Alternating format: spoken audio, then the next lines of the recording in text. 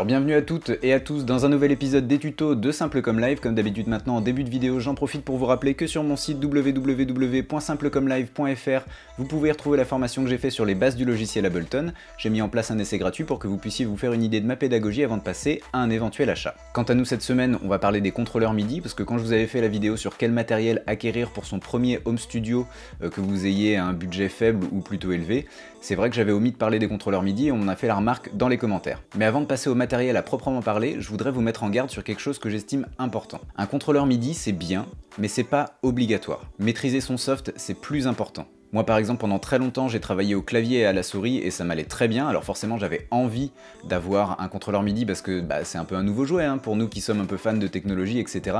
Mais c'est absolument pas obligatoire. En fait ce que j'essaie de vous dire c'est que ne croyez pas que si vous avez déjà du mal à sortir un morceau correct selon vos standards, vos attentes, ne croyez pas qu'un contrôleur MIDI va solutionner tout ça, parce que je vous le dis, ça sera pas le cas. En revanche si vous avez déjà fait du clavier ou du piano et que vous êtes à l'aise avec l'instrument, là ça aura du sens d'acquérir un clavier maître MIDI parce que du coup, votre phrasé sera plus naturel sur les touches. Si vous venez du monde de la batterie et que vous comprenez la logique des percussions, ça aura du sens d'acquérir des pads par exemple. Si vous êtes guitariste en revanche, je sais qu'il existe des contrôleurs MIDI pour les guitaristes, mais pour moi c'est pas encore évolué et puis je connais pas du tout le matos donc je vous en parlerai pas, mais je sais que ça existe. Mais bref, tout ça pour dire que si vous n'avez jamais pratiqué un instrument et que vous n'êtes ni bon en finger drumming, ni bon au clavier ou au piano, vous allez être tout aussi paumé devant un nouveau contrôleur. Et en plus de ça, si on prend des contrôleurs comme un Launchpad ou un Push, etc. qui demandent une connaissance vraiment pointue du logiciel Ableton, vous allez être encore plus perdu parce que c'est uniquement de la programmation et vous allez tout simplement avoir l'impression de vous heurter à un mur si vous connaissez pas bien le logiciel. Maintenant que je vous ai dit tout ça, pour vous décourager de faire l'acquisition d'un contrôleur MIDI, je vais vous parler de 3 contrôleurs MIDI que j'ai possédés et dont 2 que je possède encore actuellement. Le premier, c'est un Akai Mini 25. Le Akai Mini 25, il était super parce que je pouvais vraiment l'emmener partout et c'était une époque où je voyageais pas mal et ça me permettait du coup de tester des idées soit dans le train, soit dans l'avion, etc. parce qu'il était transportable et c'était vraiment super. Ça c'est pour les plus de ce contrôleur, mais je vais aussi vous parler des moins. Il avait des très petites touches, donc ce qui fait que pour faire des accords ou des mélodies qui demandent un peu plus de subtilité, c'était vraiment pas évident. Mais pour un 25 touches, il faisait carrément le taf, c'était super pratique pour créer des lignes de basse en l'occurrence, et puis quelques mélodies par-dessus des progressions d'accords. Maintenant on va passer à ce que j'ai aujourd'hui. Aujourd'hui j'ai 2 contrôleurs entre lesquels j'oscille en fonction de l'envie, en fait en fonction du moment. J'ai un clavier maître 61 touches de chez Nectar, c'est le Impact iX61. Ici on se concentre vraiment sur l'essentiel, à savoir 61 touches et un toucher semi-lesté. Ça m'offre assez d'octaves pour être à l'aise avec mes mouvements quand je joue, et moi ça me va très bien. En plus il est pas excessivement cher, il me semble qu'il est à moins de 100 €. Donc franchement, niveau rapport qualité-prix, on est très bien. Et donc enfin, mon contrôleur qu'on pourra dire principal, c'est le Push 2 d'Ableton. Et là, c'est un régal, on peut quasiment tout faire avec ce truc-là. C'est par contre un gros budget, faut l'avouer. Et là, je reviens sur ce que je vous ai dit au départ.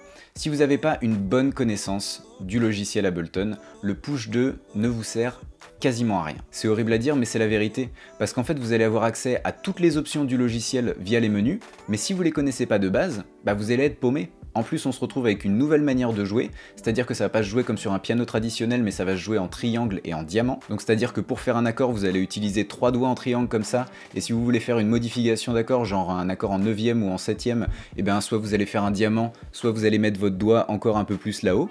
Donc là je vous le mime, ça n'a pas trop de sens mais ceux qui ont un push comprennent la référence. Et le truc c'est que pour un budget comme ça, et attention je dis pas que ça vaut pas son prix parce que ça fait des choses folles, ça facilite la vie quand on connaît le logiciel, c'est génial.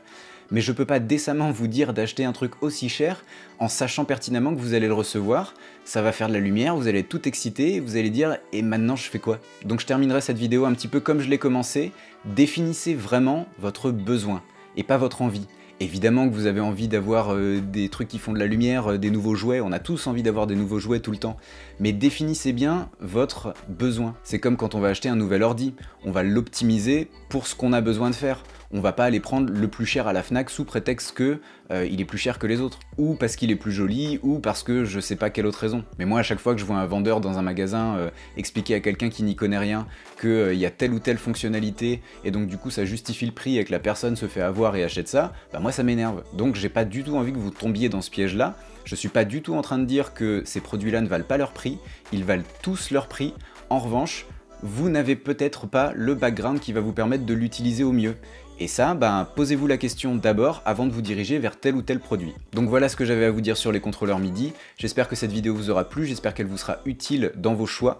Si vous avez la moindre question, n'hésitez pas à la poser en commentaire. Si vous avez des envies pour un futur sujet que vous voulez que je traite, pareil, en commentaire. J'en profite une dernière fois pour vous rappeler que sur mon site www.simplecomlive, vous pouvez soit réserver des heures de cours particuliers avec moi ou vous intéresser à la formation que j'ai fait sur les bases du logiciel Ableton. Il me reste plus qu'à vous souhaiter une très bonne semaine et à vous dire à dimanche prochain pour un nouvel épisode. Allez, ciao ciao!